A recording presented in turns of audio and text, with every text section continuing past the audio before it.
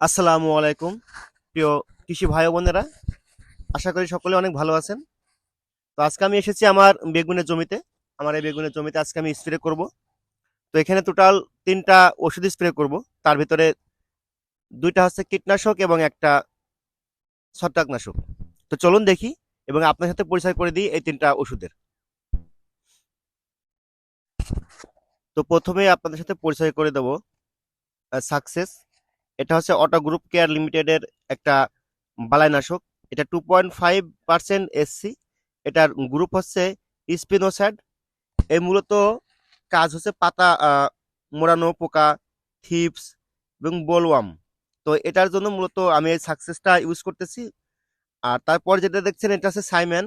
এটা mancozeb plus সাইজোফামাইজড গ্রুপের একটা প্রোডাক্ট। এটা ইউপিএল এর। এটা মূলত কাজ করে রেড সাস্ট এবং নাবি ধসা। তো এই কারণে মূলত আমার এই যে যে সাইম্যান দেখতেছেন এটা দেওয়া, এটা কিন্তু এগ্রন থেকে নিয়ে আসা ছিল। এবং তারপরে আপনাদেরকে যেটা দেখাবো সেটা হচ্ছে বিজয় পাতা।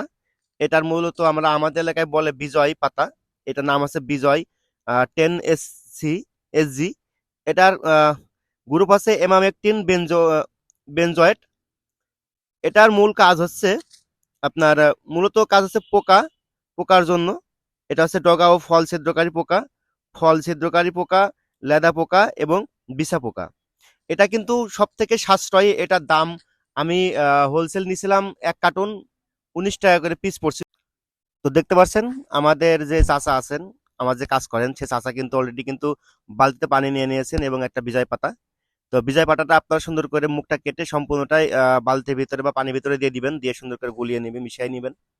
এবং বিজয় পাতাটা দেওয়ার পরে আমি দেবো সাকসেসটা কিন্তু আপনার প্রতি লিটার পানিতে 1.25 মিলি হারে মিশিয়ে নেবেন। তো আমি সেক্ষেত্রে 18 লিটার পানির জন্য আমি 20 মিলি মিশিয়ে নিলাম।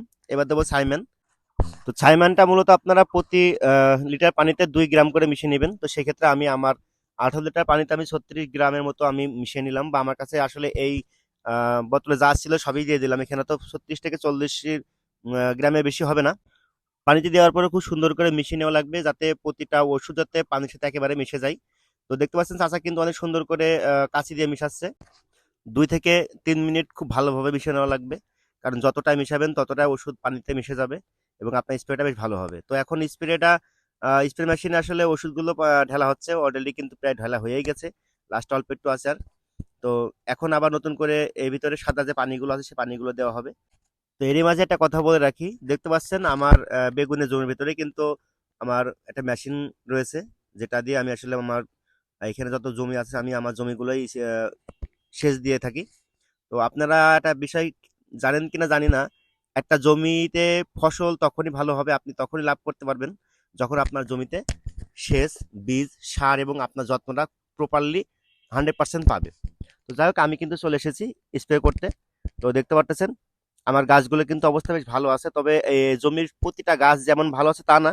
আমার জমির অনেক গাছ আছে যেগুলো একেবারে একটু দুর্বল হয়ে আছে বা সাদা বা হলুদ হয়ে গেছে। তো যাই হোক, সবাই ভালো থাকবেন, সুস্থ থাকবেন, আর আমার জন্য অবশ্যই দোয়া করবেন।